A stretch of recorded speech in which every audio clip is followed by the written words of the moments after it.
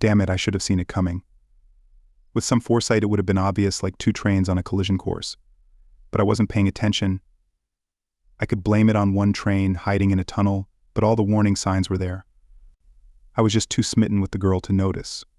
When the other train came roaring out, I was completely blindsided. Enough with the metaphors. Let's get to the point. Throughout school, they were always there, but you didn't really notice them as two separate people. They were Mercedes Clough and Patricia Rowan, known as the twins. They dressed, spoke, and styled their hair the same. They might as well have been joined at the hip, though they weren't related. They weren't standoffish. In their teens, they dated boys, but only double dated. If a guy liked one, he had to find a date for the other. I liked both, but never bothered with the double date game. It was too much hassle, and the girls were picky. The issue never arose for me, because, at 16, my dad got me an apprenticeship with my Uncle Harry in London. Get an apprenticeship, and you'll have a job for life, my dad said, so I moved in with Uncle Harry and Auntie Mavis in the suburbs. Most of our work was there too, and I had one day and evening a week at technical college. Uncle Harry worked me hard, even on weekends to make up for college days. My trips home dwindled from monthly to barely 3 times a year. By the end of my apprenticeship, home felt like a stranger's place. I'd saved enough money to rent a flat back in my hometown. Work was easy to find with my papers and the pay was good. I started on a site with 50 new houses and then moved to a smaller job on a barn conversion. One day, while discussing plans over tea, I mentioned a large blank wall in the building. The boss handed me the artist's drawing and said, "Show me." I sketched the changes I thought would be improvements. Later, I was called to the site office where the boss, the owner, and the architect were. After some heated exchanges, my changes were added to the plan. On the day we handed over the house, the architect told me, "You should be an architect or designer. You have an eye for design." A few weeks later, I signed up for a part-time college course in architecture. I continued working on building sites to support my studies. One day in the college library, I noticed a familiar-looking young woman. She smiled at me briefly before returning to her book. I stared at her, trying to place her face. She caught me staring, got up, and walked over to me. She rotated my book and said, "You'll find it easier to read if it's the right way up." Roger, I looked up, surprised. "Mercedes, you've changed a lot. Is that a compliment?" "Of course." "But where's Tish?" I asked. "She's in the States doing an internship. We were supposed to be there together, but my placement fell through." I decided to brush up on my Spanish here. We talked until the librarian shushed us, then moved to the refectory. By the time she had to go to class, we had made plans for the evening. I drove her home in my old van since I was doing some side work and needed it for my tools. When I pulled up outside her upscale house, I wondered what her parents thought. We sat in the van chatting about school until I asked her out for the next evening. Her reply hinted at something I missed at the time. "That would be nice, Roger." I haven't been out since Tish left. I arrived at her house at 7:30 that Friday. Her father opened the door, giving me a once-over like I was unwelcome. He looked at my van with obvious disdain. Inside, I met her mother and younger sister, Estelle, who I remembered from school. They were pleasant, but her father clearly didn't like me. Typical protective father behavior, if you ask me. When Dee entered the room, my jaw dropped. I'd known her since she was a kid, and while I'd noticed her pleasant face and nice figure the day before, I was unprepared for the stunning woman who walked in that evening. It was like poetry in motion. I was speechless. That evening, we went to a local pub with live music and a dance floor. Although we danced a few times, we spent most of the night talking. I can't remember what we discussed, but we always seemed to agree on almost everything, except for Patricia. I had no interest in her, but pretended to for Dee's sake, as she clearly missed her lifelong companion. Our first date led to a second and third, and by the end of the month, Mercedes and I were inseparable. When not at college or working, we were together. Dee would wait by my van after evening classes and meet me for lunch. I was smitten with her, and she seemed to feel the same. Dee joined me in bed after 3 months together. She couldn't use the pill, so we used other protection, which sometimes spoiled the mood. Despite this, we found other ways to satisfy each other. Dee corresponded with Tish regularly, but I didn't realize how it affected our relationship. Dee's physical preferences changed over time.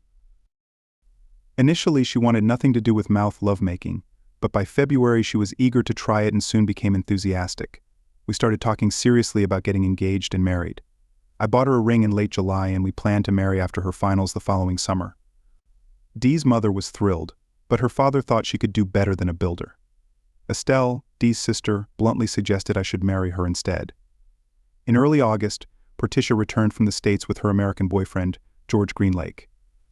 I didn't like him. He was brash and a know-it-all. One evening, I came home to find Dee in my flat looking distressed. There were 3 coffee cups on the table. When I told her I'd change quickly so we could go out, she blurted out, "You can't go in there yet. Tish and George are using our bed." Like hell they are. An apt statement from me, actually. I believe in the saying that an Englishman's home is his castle, and the most personal item in my home is my bed. This likely stems from returning to my parents' house from Uncle Harry's to find a lodger sleeping in my bed. I think they heard my outburst, because Portia and George entered the kitchen a couple of minutes later, still getting dressed. Despite their apologies, they didn't change the sheets or make the bed. Dee assured me they hadn't asked her permission. From their behavior, I believed her they acted as if they were the most important people in the world. While George was in the country, the 4 of us hung out. Portia borrowed her father's car most of the time, as my van only had 3 seats in the front. I refused to ride in her father's car because George drove once they were away from her house. Dee always rode with me. One evening, I watched with sick amusement as George drove out of a pub car park straight into a bus. I honked my horn, which helped the bus driver stop before too much damage was done. George had driven on the wrong side of the road, a common mistake for foreigners. George wasn't insured to drive and didn't have an international license, though the police accepted his American one. After Portia's father arrived, I took Dee home. George flew back home the next weekend. September arrived quickly. My old van became crucial for moving Tish and Dee's gear to their flat at university. Suddenly, Portia was happy to travel in my van once her stuff was loaded. After her father discovered his new Saab had been wrecked, he didn't volunteer to drive her. Soon, the girls were gone. I missed Dee, though not Tish. Despite dating Dee for a while, I'd only been invited to her house for a meal once, mainly to ask her father for her hand in marriage. The week after the girls left, Dee's mother invited me to Sunday lunch. I got along well with Dee's mother and sister, who still followed me like a puppy. Dee's father even started calling me son and invited me to golf, a sport I'd have to take up after marrying Dee to keep the in-laws happy. I suspected an ulterior motive in these invitations when Dee came home monthly to visit. We spent a lot of time at her parents' house. I was now a regular and welcome visitor. Most weekends, Tish joined us, talking about George and her plans to marry him after graduation. Tish often came home with Dee, spending most of her time wherever Dee was, including my flat. By Christmas, wedding plans were in full swing. Dee's mother and Estelle were organizing everything with Dee and me agreeing to their plans. Dee's father was footing the bill. I'd ask, "Are you all right with this, Frank?" He'd nod and say, "Wait till it's your turn, son. Only have boys." He wasn't a bad guy. Estelle saw our marriage as a rehearsal for her own big one. Frank would raise his eyebrows whenever she said that. Everything was going great until just after Easter when Portia got dumped by George. He left her for another girl, confirming he was an insensitive idiot. Portia wasn't my favorite person, but I saw that letter, and it was brutal.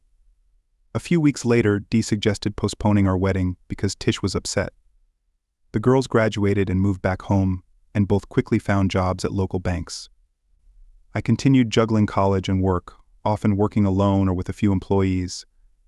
Initially, I saw Dee almost daily, but she started going out with Tish more often, eventually 3 nights a week. Dee stopped meeting me after my night classes. We postponed our wedding to after Christmas, then to Easter. I was patient, but it seemed we had to wait until Tish found a new boyfriend before Dee would marry me. In early December, I went to pick Dee up around 7:30, but she and Tish weren't home and hadn't called. I found her car at a pub on the outskirts of town. Inside, Dee and Tish were with some guy, engrossed in his nonsense. I sat across the room and watched them eat and chat, noting Dee was drinking non-alcoholic drinks. When they left around 9, Dee spotted my van. She came back inside, looking for me. "Roger, how long have you been here?" she asked. "Since about 8 o'clock, my fiancé stood me up, so I had a quiet drink," I said. "Why didn't you join us?" she asked. "You didn't want me along, did you? If you had, you would have called. Was it a fancy menage a trois or something?" I replied. "How can you say that? Rodney invited Tish and she didn't want to go alone," Dee said defensively. "Why no call to me or your mother?" I demanded. "I forgot," she said.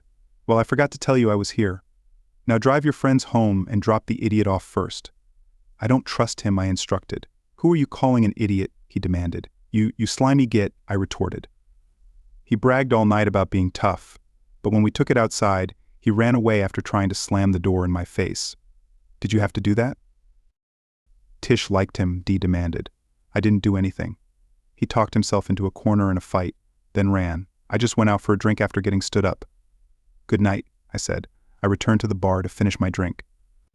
Dee came back inside for a minute to whisper with Tish, then they left.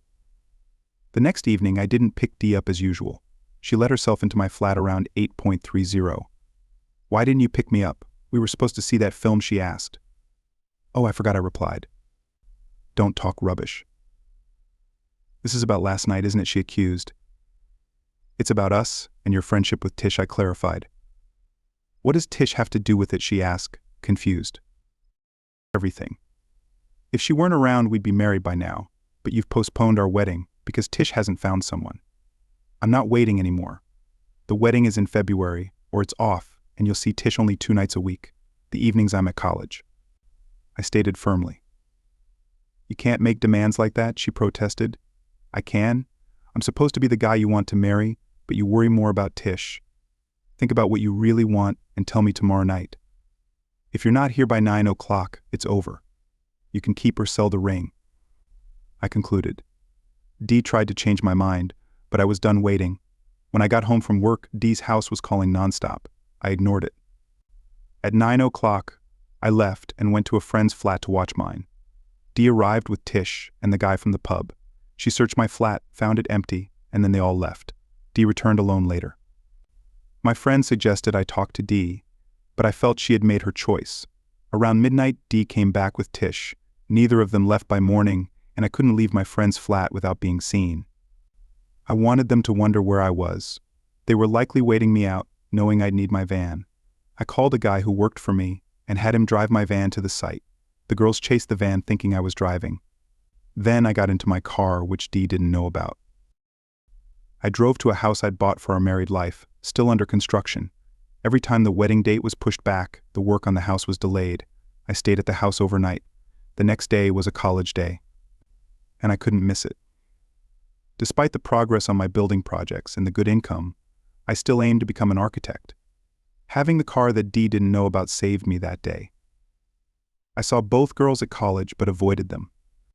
If Dee had been alone, I might have spoken to her, but Portia's presence deterred me. That evening I called the flat.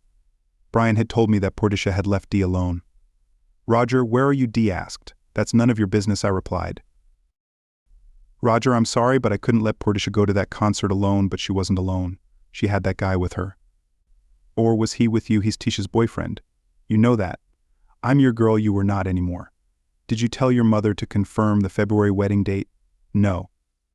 "I didn't. You were acting so strange. You're the one acting strange. Last night was your chance to choose between Portia and me. You chose her. It's over. The engagement and wedding are off. Goodbye, and please leave the flat tidy. I don't live there anymore." "As you've probably noticed." "Where are you living, Roger?" "In the house I bought for our wedding, but you chose not to live here with me." "Goodbye, Dee." I hung up. The next evening, Dee's parents visited me. They knew about the house since I'd discussed almost everything with them. Although my relationship with Dee's father was always tenuous, they kept my secrets about the car and house. They understood my position and hoped Dee's affection for me would separate her from Portia. That didn't happen. It was a sad parting and they wished me well. They never told Dee about the house or their visit. They believed Dee would always be under Portia's influence. Dee tried to talk to me over the next few months but was always with Portia. I refused to speak to her in Portia's presence. Dee still told people we were engaged, which caused problems. I was trying to move on and started dating other girls, though not very successfully.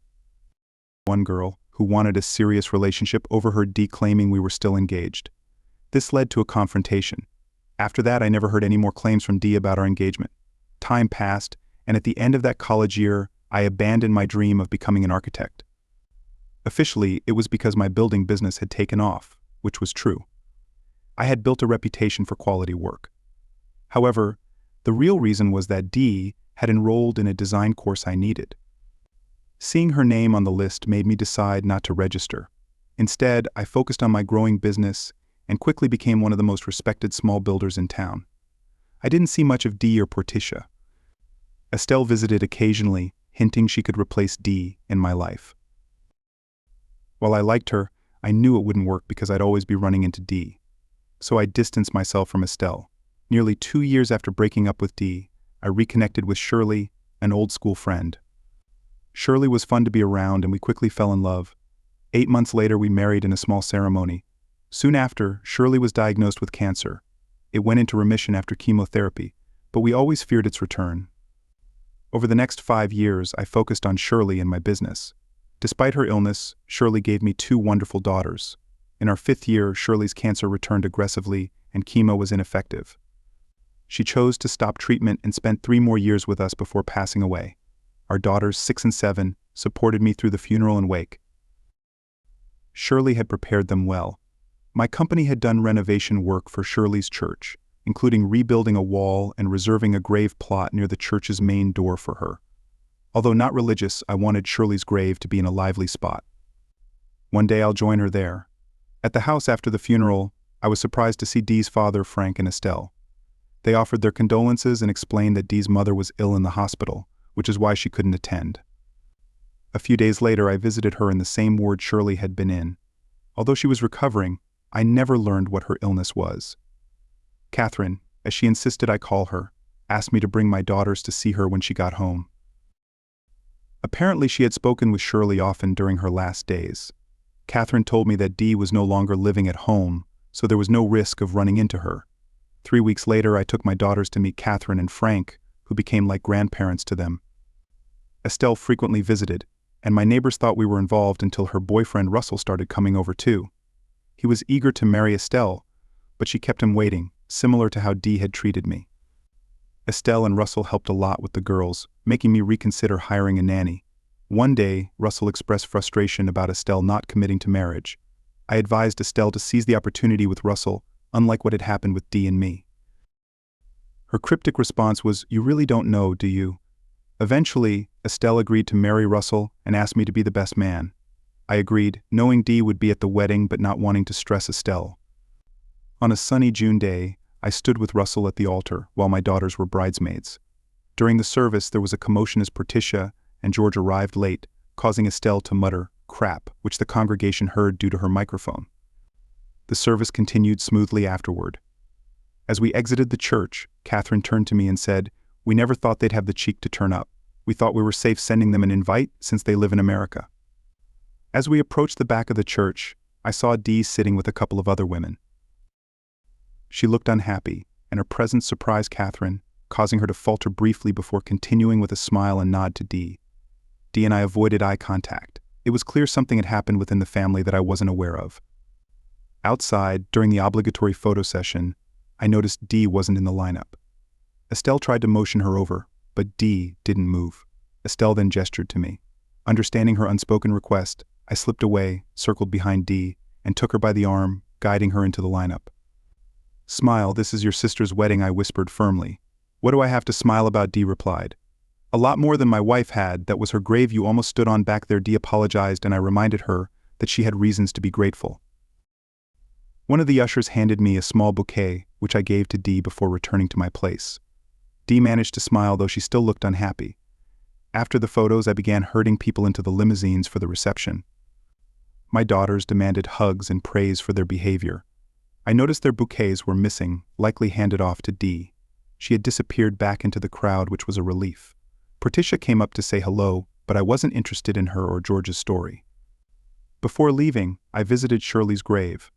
There were now 3 small bouquets alongside the large one I had placed earlier. I spoke to Shirley, as I always did, even though I don't believe in the afterlife. It's funny how we do that, isn't it? Talking to loved ones as if they can hear us. At the hotel reception, it was clear Dee's presence was unexpected. After Catherine left the welcoming line, she scrambled to rearrange the seating at the top table to include Dee. I helped but didn't ask about the family situation. After the meal and speeches, I thought I could relax. Being a best man involves more than you think, and I wasn't prepared for Russell's speech. He announced Estelle had a crush on me for years, and thanked me for convincing her to marry him instead. In my speech, I mentioned knowing Russell for only a few months, but assured everyone, based on my daughter's approval, that he was a good match for Estelle. Once the speeches were over, the dancing began. Estelle and Russell started, followed by the parents, then me with the bridesmaids. Marion and I danced with my daughters, making it a fun foursome. Estelle and Russell joined us, creating a unique waltz. Dee sat with her friends away from the family table. Later, Estelle asked me to dance and I took the chance to inquire about Dee. Not now, Roger. Meet me in reception in 10 minutes, and I'll explain. Someone might overhear us here. After our dance, I saw Estelle speak with Russell, who nodded. She then headed to the ladies' room, which had another door to the foyer, so I met her there. We sat in a corner, and she began to explain. When you and Dee broke up, Mom and Dad were furious with her. They were always worried about her relationship with Portia.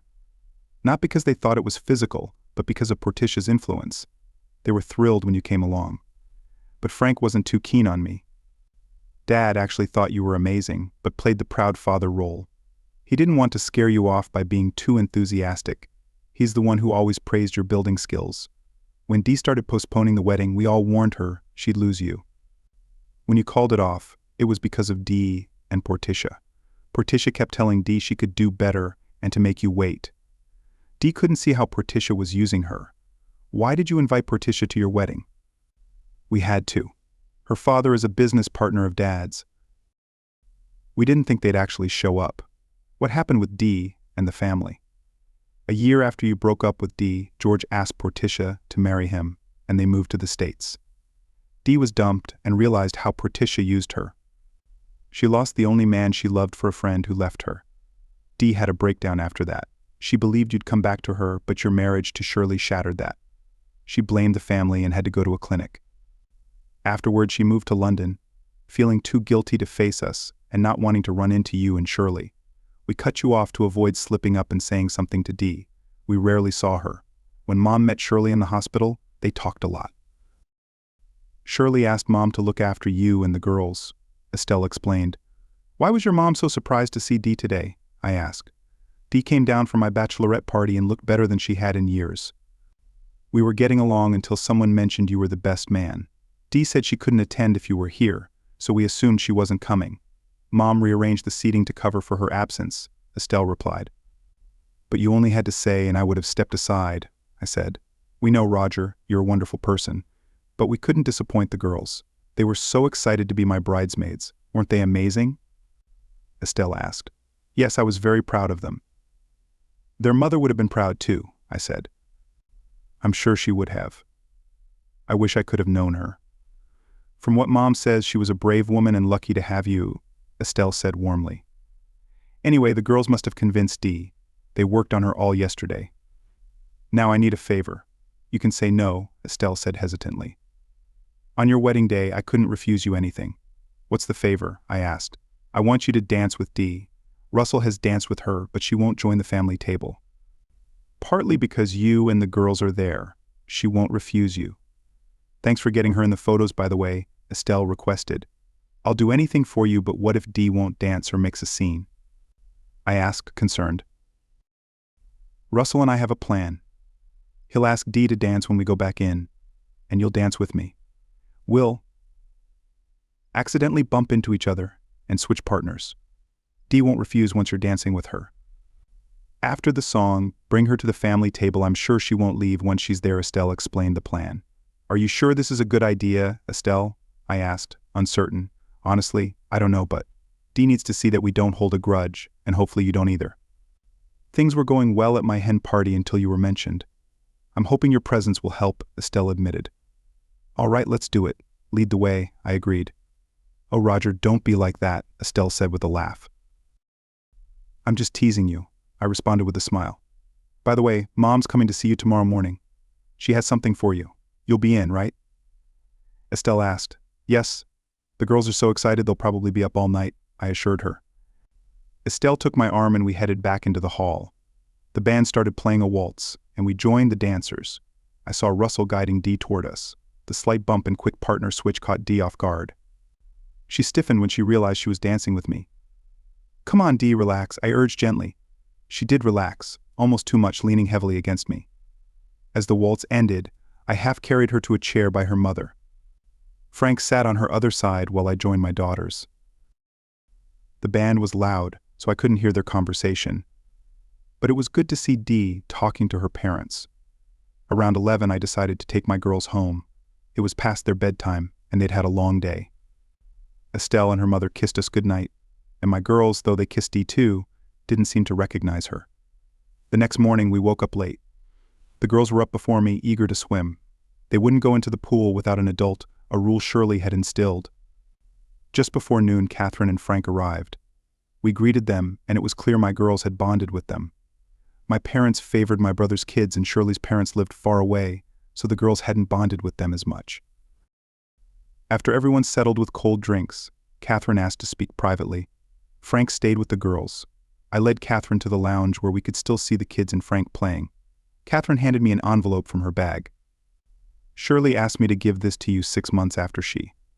Anyway, she wrote some herself and dictated the rest to me when she got too weak. I took the envelope and began to open it. I'll go outside while you read it.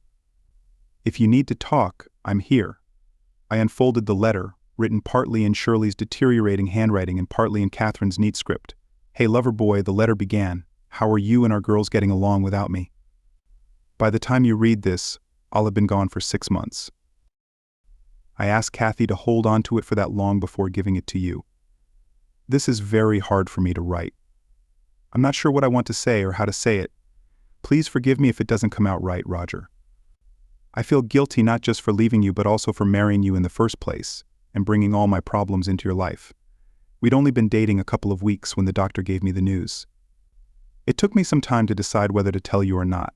I was scared you'd stay with me out of a twisted sense of duty. You know you're that kind of man. But I must tell you I loved you. And I know you loved me for who I was. When you encouraged me to have the girls, even though you knew you'd likely raise them alone, I knew it wasn't pity, but real love. I'm sorry. I can never repay you for all the love you've shown me. Roger, I have loved you more than any man I've ever known. I know you don't believe in an afterlife, but I hope one day you'll be proven wrong and we'll meet again. There. That's the worst part over with. Now I need you to think about the rest of your life and our girls' lives. I have a big favor to ask. Please find another mother for our girls. They will need a mother as they grow older, and you will need a companion. Having met Catherine, I think I know the best candidate. And I think you know too. Catherine has told me a lot about Mercedes, and you, and what happened between you two. From what Kathy has told me, I'm sure Mercedes did, and still does love you. She was under that horrible girl's influence. I know it's not nice to say, but that worked out in my favor even though I know it upset you at the time. They say the Lord moves in mysterious ways. Please consider finding Mercedes again. Show her the compassion and love you've shown me in the last few years. Hopefully she will love you and my girls as much as I do. Roger, I know she loves you. At this point, the letter changed to Catherine's handwriting. Catherine and Frank have become good friends of mine since I've been in the hospital. This time I've also gotten to know Estelle, who visited me the other day. Estelle loves you too. God, you are a lucky man. All these people whose lives you've touched love you. Kathy assures me she will keep a friendly eye on you and our girls. You know they don't have any grandchildren yet. And they assure me they will treat our girls as if they are their own. Please let them do that, no matter what happens. Kathy has been a good friend to me during these long, lonely nights. Anyway, if all goes well, and you do as I hope, Catherine and Frank will be the girls' real grandparents. I can't think of anything else to say. Thank you, Roger, for loving me. And remember, if I can, I will always watch over you and the girls from wherever I am. Goodbye, my love. Till we meet again. Shirley. The signature with 8 crosses under it, one for each year we were together, was in Shirley's shaky hand. I sat and cried for, I don't know how long before Catherine came back into the lounge with a cup of tea for me. I can only assume she'd been watching me read the letter through the lounge window. I suddenly realized I couldn't hear the girls playing in the garden anymore. I must have looked around in panic. It's all right. Frank took them out for ice cream. It's warm enough for swimsuits today, Catherine said reassuringly. Thanks, Catherine. You know what's in this letter, don't you? I asked. Yes, but you don't have to follow Shirley's suggestions about Mercedes. The letter is private, and I'll keep it confidential, Catherine replied. Thank you, Kathy. What do you think of Shirley's ideas? I inquired. I won't advise you, Roger. I'm Mercedes' mother, so I'm biased.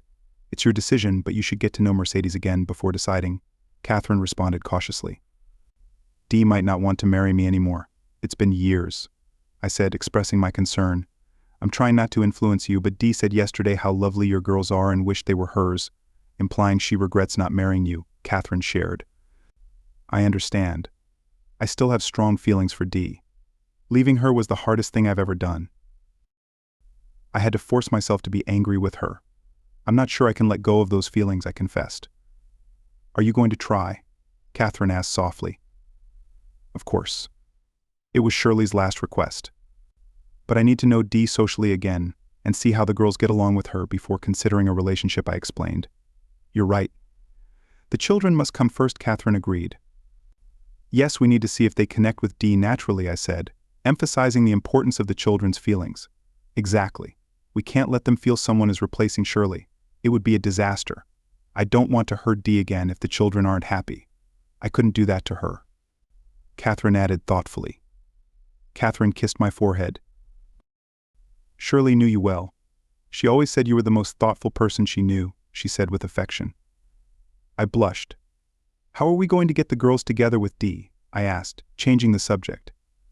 Trying to change the subject? They mentioned missing your old pool parties.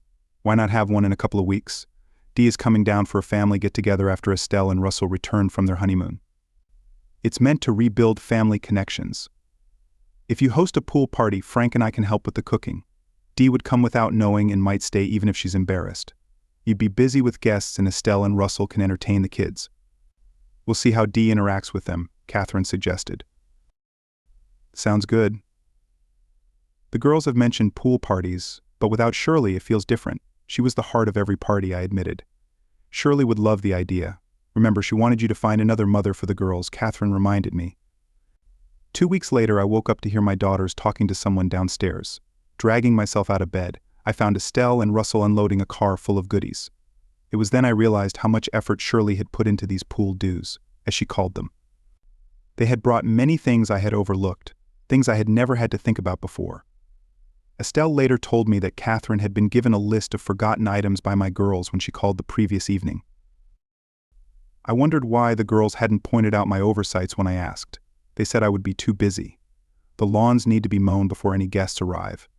Do as you're told, Roger, and don't ask questions. I thought I told you Shirley had trained them and me well. Just after lunch, some guys who worked for me started to arrive with their wives and girlfriends, as did some neighbors with their children. Catherine and Frank arrived around 1:30 with a very quiet Dee in tow. She seemed embarrassed to see me at first, but soon was playing with Estelle and the kids in the pool. I think she was wearing one of Estelle's swimsuits. It looked familiar. I spent most of the day mingling, often with Russell as company. I think I heard almost every detail of their honeymoon except for the private stuff. I speculate they didn't get out of bed for the first 2 days because Russell didn't mention those. It's funny how sometimes what people don't say is the most telling. Around 9 in the evening, I thought it was time for the kids to go to bed. Russell nudged me as Dee went up with Estelle to settle them down. Half an hour later, when the two sisters came back down, I went up to kiss my girls goodnight. Is that really her daddy? My oldest asked as soon as I got to their bedroom. Who are you talking about? I asked. Is she going to be our new mother? The younger one explained. Hold on. Where did you two get the idea that there is going to be a new mommy? I asked, puzzled. Don't be silly, Daddy. Mommy told us a long time ago that you'd find another mother for us. My oldest replied confidently. Oh, she did she? And what else did your mommy tell you that she didn't tell me? I inquired. She said that Estelle's sister would probably be our new mother. We were to help you catch her, the younger one added. Catch her? What did she mean by that? I asked, intrigued. Mommy said Dee got away the first time, and if you got friendly with her again, we should help you catch her, my oldest explained. Oh God, Shirley, you've really set me up, haven't you? I muttered to myself. Sorry, Daddy, I couldn't hear what you said, my youngest said. Oh, nothing, girls. I was just offering a prayer to your mother. Now give me a kiss goodnight, and we'll talk about things tomorrow, I said, trying to stay composed. Is Dee coming over again? We like her, my youngest asked. I don't know, baby, she might, I replied. Well, if she doesn't come over, can we visit her? My oldest asked hopefully. There comes a time in everyone's life when you have to admit you're on a losing wicket and throw in the towel. I figured this was my time. Okay, girls. If Dee doesn't come to see us tomorrow, we will go see her. Now will you both please go to sleep? I said, giving in. Good night, Daddy, they said in unison. I'm damn sure I heard them giggle as I left the room. When I got to the stairs, I sat down on the top step. I could hear the party going on outside and someone doing something in the kitchen. For a little while, I needed some time alone to think about what my girls had said. Bugger, don't talk rubbish, you bleeding idiot. You've got to think about everything. Since Shirley passed on, you've been drifting along without much thought about anything, a little voice in my head seemed to say. It was obvious my girls liked Dee from the moment they saw her. I remembered how they looked at her at Estelle's wedding. The question was, did I still like Dee? What a stupid question to ask myself. Like her. I loved her. Well, I did once, didn't I? Although I pushed Dee away because I didn't want to share her affections with Tish. Well, Tish isn't in the equation anymore, but my girls are. Yeah, I think I could see myself sharing my girls with Dee. Hey, how did that question get turned around? And if I think back, what was it Shirley had said to me more than once? Half of you is enough for me. Roger, what did Shirley mean by that? Had I never given Shirley all my love? Did she know there was a place in my heart for Dee? Damn, that woman could read me like a book. Bugger, why does life have to be so complicated? Wouldn't it be nice to be one of those people who see everything in black and white? I have so many different thoughts at once. Right, Roger, let's think this out logically. Do you love Dee? Yes, I'm sure I do. Do the girls love Dee? They've just met her, but they certainly seem to like her. There isn't much to dislike about Dee, but they can't love her yet.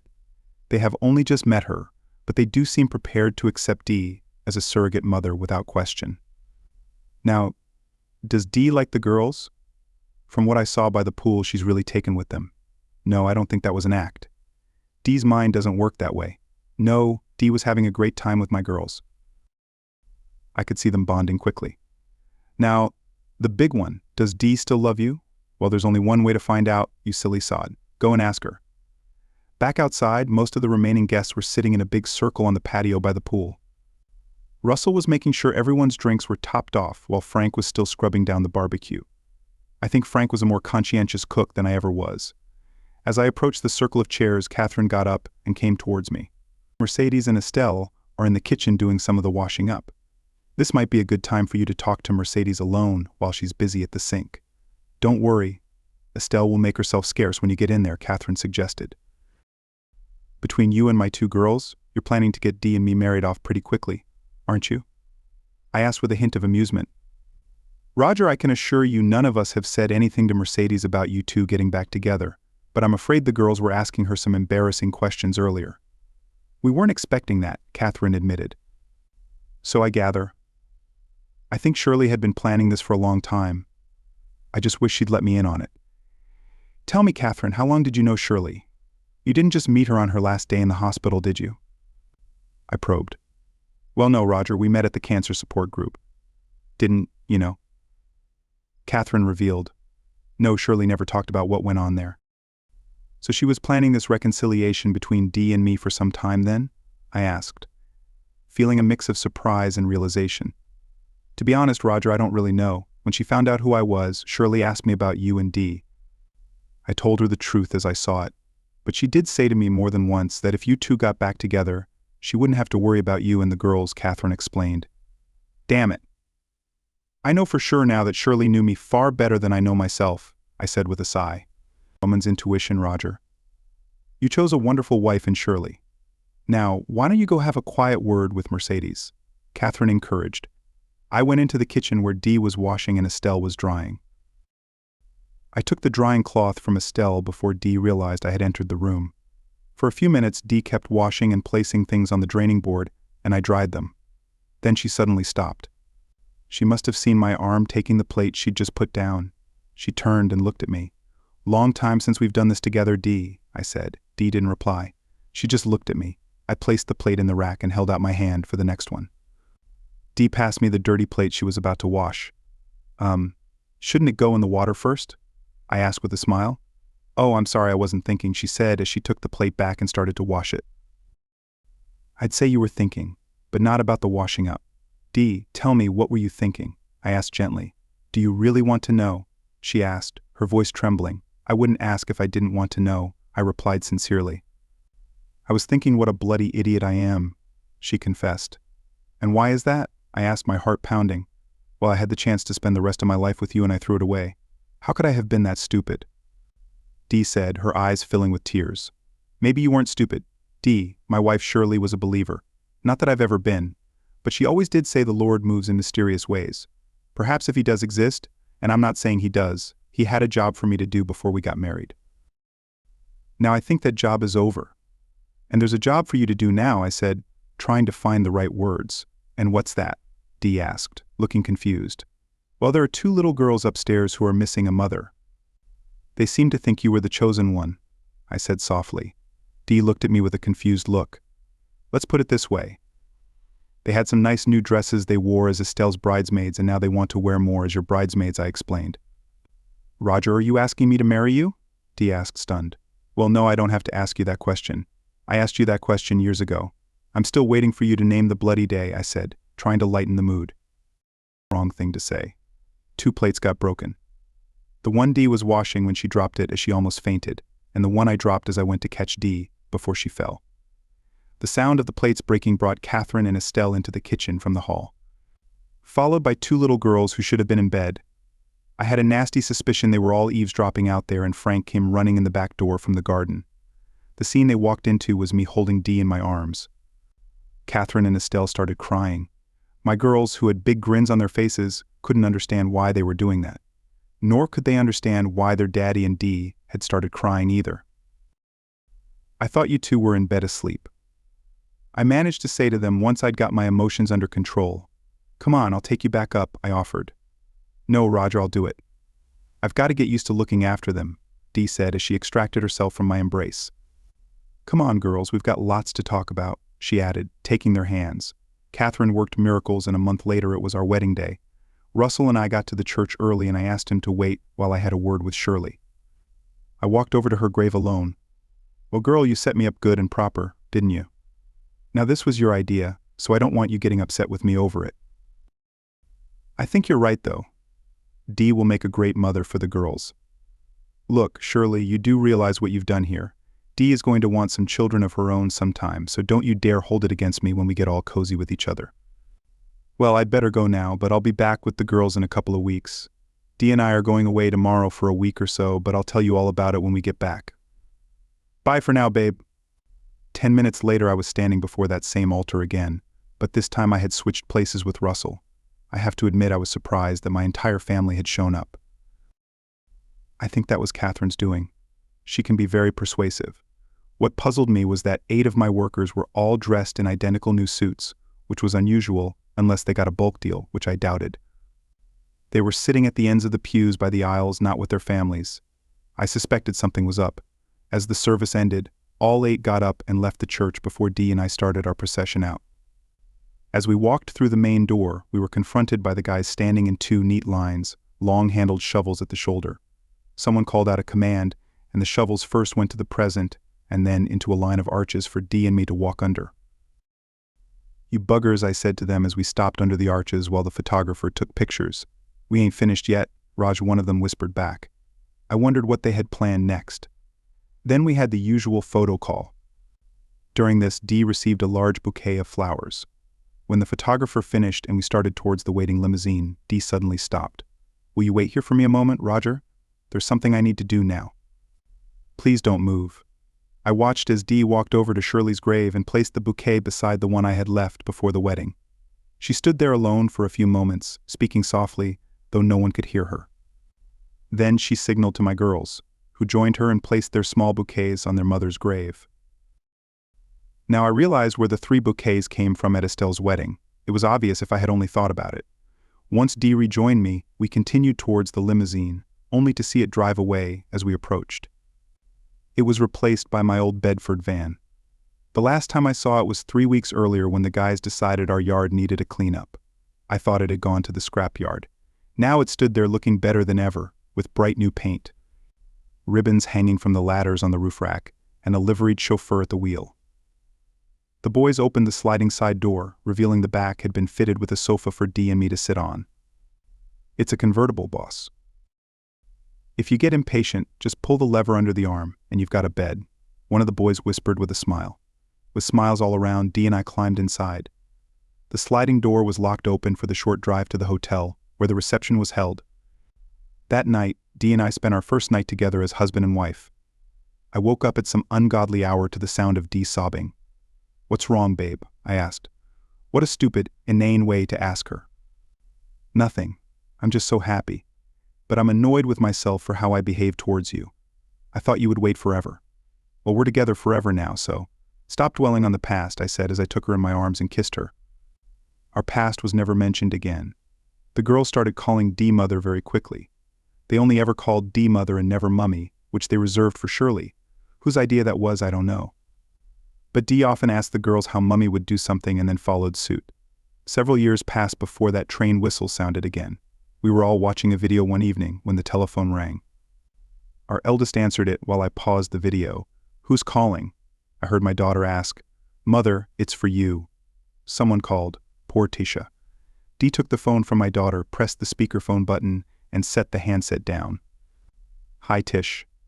How are you keeping?" "Oh, Dee, it's wonderful to hear your voice. I'm in a real state.